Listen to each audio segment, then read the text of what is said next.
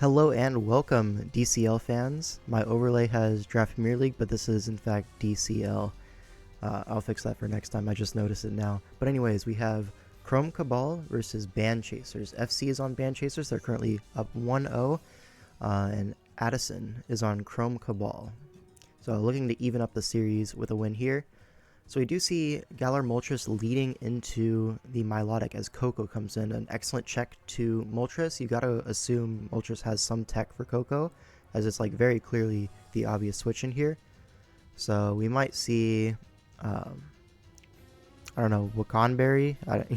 There's not a whole lot available to Moltres to 1v1 a Coco like this. But you do have a Stunfisk, so this Coco isn't exactly going to tear up the whole team offensively. It's just going to stop the Moltres from really getting anything done. Now for the whole matchup, right?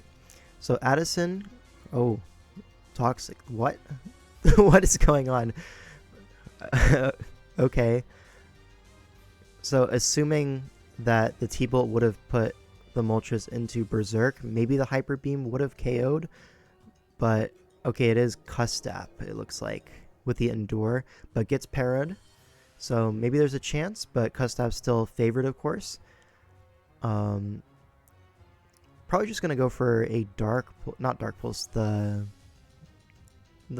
signature move, Fiery Wrath, I believe it's called, as there's no real resist to it outside of Coco, which would die since it's low, and it's the most obvious Custap of all time, so this should pick up a KO in theory, unless the full para hits, or they want to burn the multi-scale on Dragonite, which is probably not recommended here. Anyways, what I was about to say about this matchup, right? Addison does have some pretty nice threats, but I do feel like FC has the matchup advantage here. I was looking at it before we started this recording, and I do think Victini is like really hard for Addison to deal with. I don't think it should be Boots here. I think it should be like Choice Band, V-Create. That's the set that I saw that like really puts in a lot of work here. As Blastoise being the only switch in, and you have so many great Blastoise answers, right? So I just don't see Blastoise being a reliable Victini switch in, especially if you catch that once with Electric Terrain boosted Bolt Strike, then all of a sudden V-Create is a collect every time. And if it's offensive Blastoise, then it can't really do much either. So he does opt to sack the multi-scale on Dragonite. Maybe he has Roost. That would make sense. He can Roost until full para and get that multi-scale back. That would definitely be an option that I didn't consider previously. But definitely, if it's Roost, this is definitely correct. The Coco being alive is nice because it does force in the Stunfisk every time.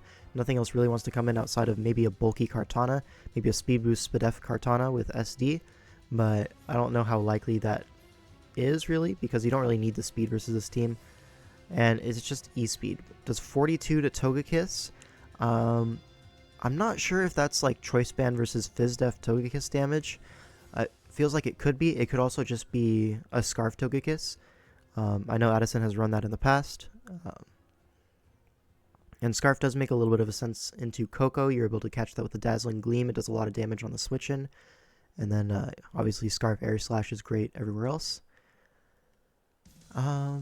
So really, without knowing the Dragonite set, I can't really figure out the Togekiss set, I don't think. Because it could very well be Choice Band into Fizdef Boots Togekiss here. That's totally an option. But here Togekiss is threatening a T-Wave / Dazzling Gleam. I think a Nidoqueen here is probably most likely. Or just another Extreme Speed. I'm not really sure. FC could go into Milotic if it's like a fast Milotic. Faster than like a standard Togekiss, no Scarf. That is definitely an option here, being just like a timid Milotic with max HP. You don't really need the Fizdef to be able to, switch it on Darm, check Blastoise. So it does go into Coco, and it is Roost. So we're looking at probably a Choice Banded Dragonite then, because that did way too much to a defensive Togekiss. So now Coco's in. Probably going to be a Toxic here, or a Roost. Both seem perfectly fine. So really, FC was able to defuse that Moltres situation quite well. The Dragonite did lose multi-scale, and I don't know if it's ever going to get it back, judging it could be Choice Band, based on my head calc, so I'm not going to double check with a calc or anything, but yeah. So Toxic does come out, and Coco is going to go down. If it had Roost, I think Roost was the play, but I think he wants to just get the Toxic on Stunfisk proactively, rather than wasting a turn roosting, or he just doesn't have Roost, right? Leftovers Coco, it could be T-Bolt, Toxic, Protect even, to try to rack up poison on that, and then, I don't know. Yeah, I feel like you should have Roost on this. It's hard to justify not having it, but now the Nidoqueen does come in. Now this is obviously quite threatening to Addison's team. You could either see a Spadef Blastoise, but Electric Terrain T-Bolts are not going to be too easy to shrug off, or you could just see a Moltres Sack. I think a Moltres Sack is like probably going to happen. We do see a Blastoise on the rocks, so it's a good thing the Moltres did not get sacked. You know, you get your switch for free. Now Blastoise is putting out some pressure here. Probably going to see a Milotic here. If I had to guess, probably going to be Haze on this team to cover Shell Smash Blastoise. So Haze Toxic, probably. It is kind of Kartana bait, so maybe you can transition a Blastoise turn into a Kartana turn in that sequence by forcing the Haze and then getting your Kartana in.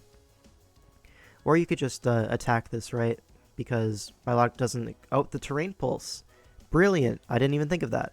So taking advantage of the Coco, that's why you had to rush this Blastoise so fast. So getting able that tech to work, very nice. And now you get Chip on the Hatterene. Trick Room comes up. Now this is interesting. I do think you save the Blastoise here. I think this is just a Moltres Sack. And then that denies Draining Kiss recovery. And you can get your Stunfisk in afterwards. And I'm pretty sure Stunfisk is able to defeat a 15% Hatterene in the 1v1. And since Coco's dead, you don't need that Stunfisk alive anymore. You don't need to preserve it for anything in particular. So you are able to just Earth Power, I think. It's pretty safe. Dragonite comes in, it's not that big of a deal.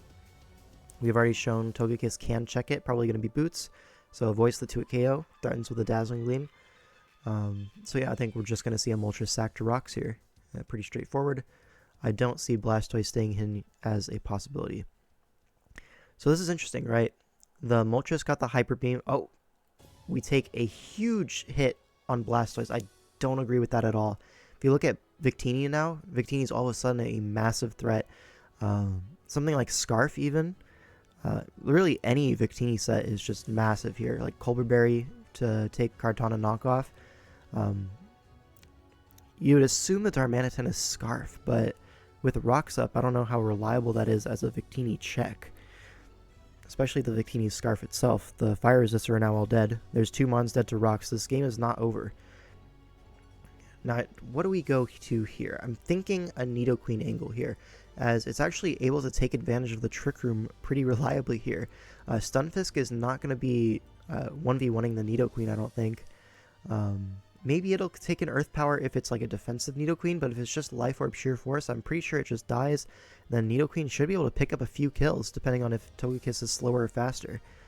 Trick Room being up is kind of messing with that here, so we don't really know. If it's bulky Nidoqueen, like just max HP, max special attack, it should be outslowing the Togekiss. So that could be a great way for FC to get back in this game. Really opens up a Dragonite or Victini endgame in that situation. Yeah, but I really think that was not a good trade for Addison that past turn.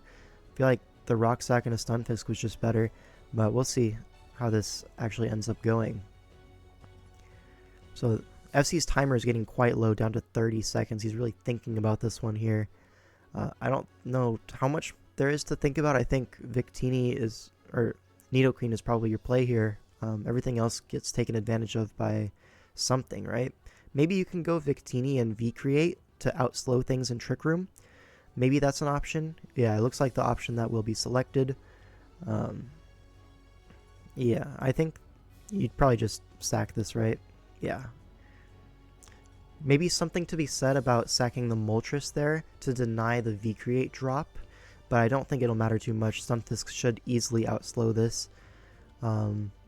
And now it's just an Earth Power turn. Goes Nidoqueen on rocks. 2 unplays in my opinion. I kind of understand the Stealth Rocks, but at the same time, I feel like Dragonite was probably a better switch in. Although this is, I guess, going to work out. Interesting.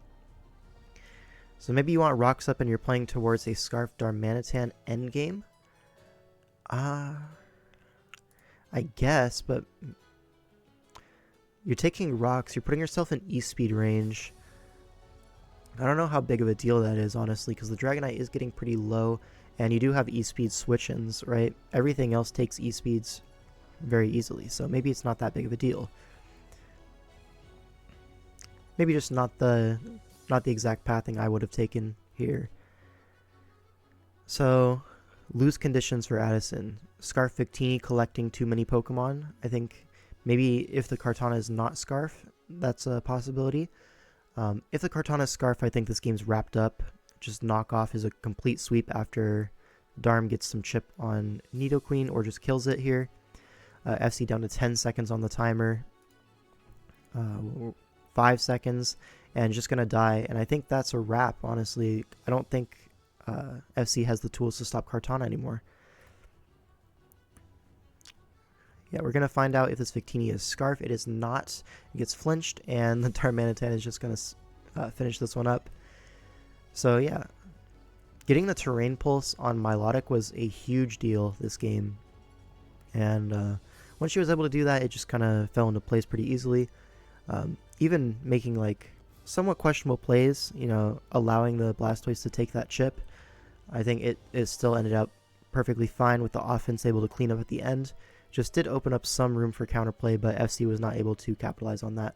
So that's going to be this Sword and Shield game. And now Chrome Cabal is tied up 1-1 against Band Chasers. So thanks so much for watching. I'll see you in the next one.